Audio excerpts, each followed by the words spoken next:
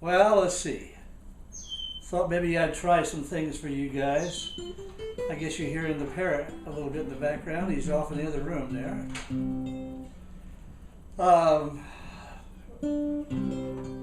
I'll see if I can start simple. I'm just running a C scale.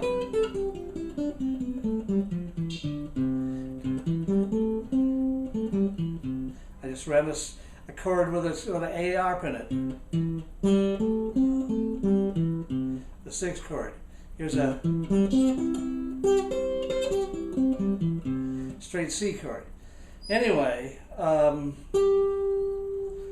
difference between jazzing something and playing it straight is the eighth notes that are involved in it.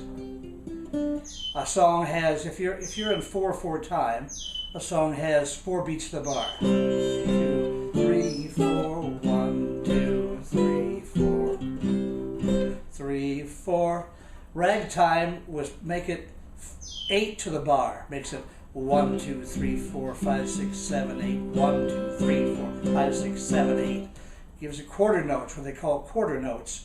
1, 2, 3, 4, 5, 6, 7, 8. Or you'd say 1 and 2 and 3 and 4 and 1 and 2 and 3 and 4 and. That's ragtime, that's Latin music, that's rock and roll. That's why all those music work today for the young people, because they think they're fast, because they sound twice as fast as they are. So when you play jazz and it's straight 4 to the bar, it sounds like it's not in the realm of what they understand. They understand straight 8 to the bar. Rock and roll, Latin music is the same thing. Ragtime was that, you know. That's just accenting 1, 2, 3, 2, 3, da, 2, 2, da, 2, 2, da. That's just accenting the certain things within the realm. That's what rock and roll, or not rock and roll, I mean ragtime is same 8 to the bar as the Latin and the other, except it has inside accents. That's where syncopation came in. That's what they talked about, the European syncopation against the African beat of jazz or whatever. And it was the, you know, it's that accent thing that goes on. You know, if you play 12th Street Rag, a lot of people just play. It needs to be syncopated. It needs to have accents within the 8 to the bar pattern, 8 beat to the bar pattern. And that 8 beat to the bar pattern is brought about by 8th notes. A quarter note gets 1 beat. When you see what it says 4/4 time, that means there are 4 beats in a measure on the top 4. The bottom 4 is a quarter note gets 1 beat. And a quarter note is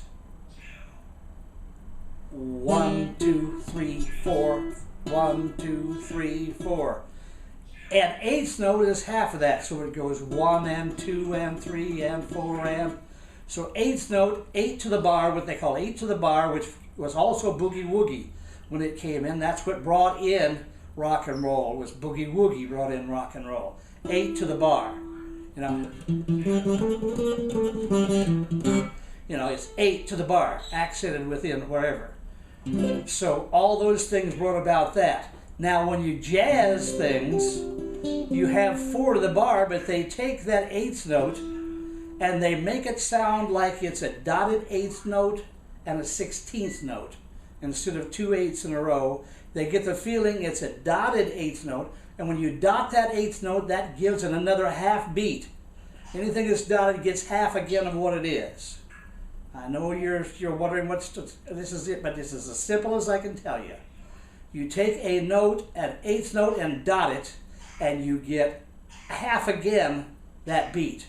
So to make up 1 beat, you would have to have a dotted 8th note and a 16th note, because the 16th note is that. If you played 16 notes to the bar, you'd go 1 E and a 2 E and a 3 E and a 4 E and a 1 E and a 2 E and a 3 E and a 4 E and a. Instead of 1 and 2 and 3 and 4 and, those are 8s. The 1 E and a 2 E and a 3 E and a 4 E and a are 16th notes. So if you take a dotted eighth and you give it a 16th note after it, you got. So this sounds like a 6/8 march effect. Well, that's the effect that you get when you loosen that up and swing music. So if it's written as a whole string of 16th or eighth notes, a whole string of eighth notes, and you jazz it, you'll play it as like dotted eighths.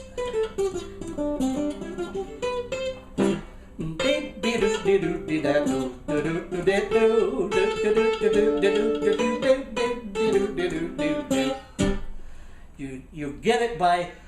Now when it's written, usually you don't write that. You just say swing it above it and write it as straight eighths. And the people who play that kind of music, they understand that it's supposed to be loosely played as a dotted eighth, 16th, instead of straight eighths. If you've got straight eighths, you've got ragtime, you've got Latin music, you've got rock and roll if you've got straight eighths.